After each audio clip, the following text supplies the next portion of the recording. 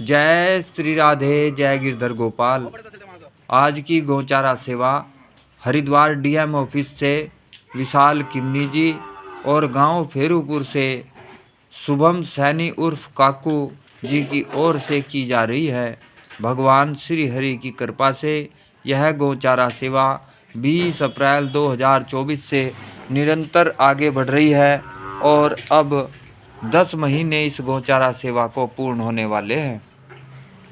आप लोगों का इसी प्रकार सहयोग मिलता रहेगा तो यह गौचारा सेवा निरंतर आगे इसी प्रकार बढ़ती रहेगी।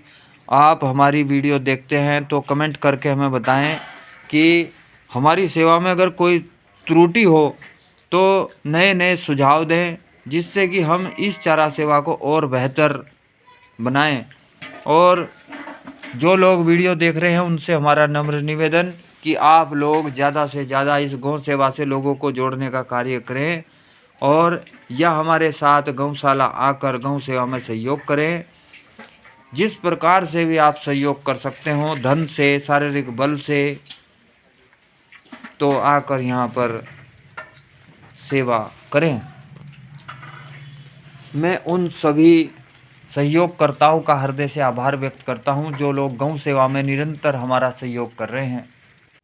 पद्म पुराण में एक कथा आती है, जो बहुला नामक एक गाय थी उसकी कथा आती है।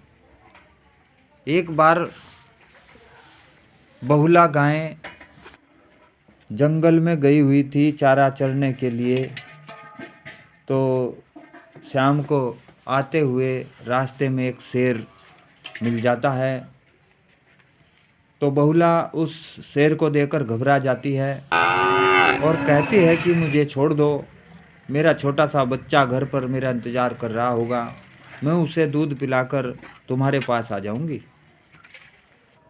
लेकिन शेर कहता है, हंसता है कि कोई ऐसे भी वापस आता है मौत के मुंह में, तुम झूठ बोल रही हो।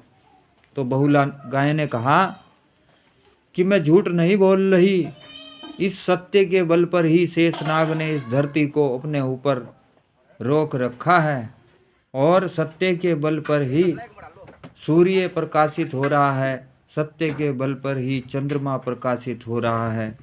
तो गाय की ऐसी ऐसी बात सुनकर शेर ने कहा कि ठीक है, फिर जब तुम इतनी बड़ी बड़ी बातें कर रही हो तो ठीक है, मैं तुम्हें छोड़ देता हूँ।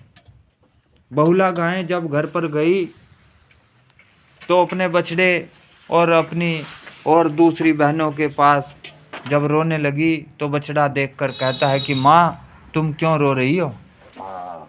तो बहुला गाय अपने आप को रोक न सकी और उसने सारा वृत्तांत अपनी बहनों और अपने बछड़े को सुनाया और कहा कि मुझे तुम्हें दूध पिलाकर तुरंत जाना होगा, मैं शेर से वादा करके आई हूँ कि तुम मुझे खा लेना, मैं पहले अपने बच्चे को दूध पिलाया हूँ।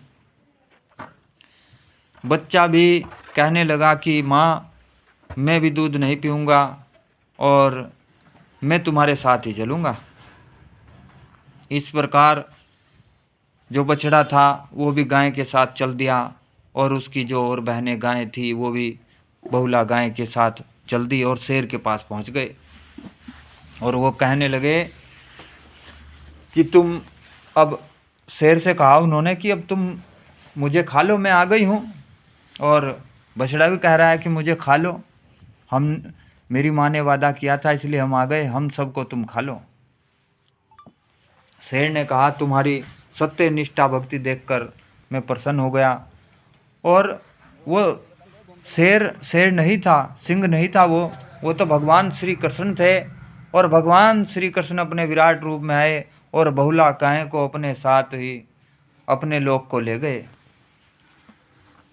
तो इस प्रकार बहुला गाय की यह कथा हमने आपको सुनाई।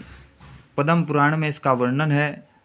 माघ मास की कृष्ण पक्ष की चतुर्थी और भादो मास की कृष्ण पक्ष की चतुर्थी को यह बहुला व्रत किया जाता है। माताएं बहनें अपने बच्चों के लिए व्रत रखती हैं। अगर किसी को पुत्र प्राप्ति चाहिए तो वह भी यह व्रत रख सकता है।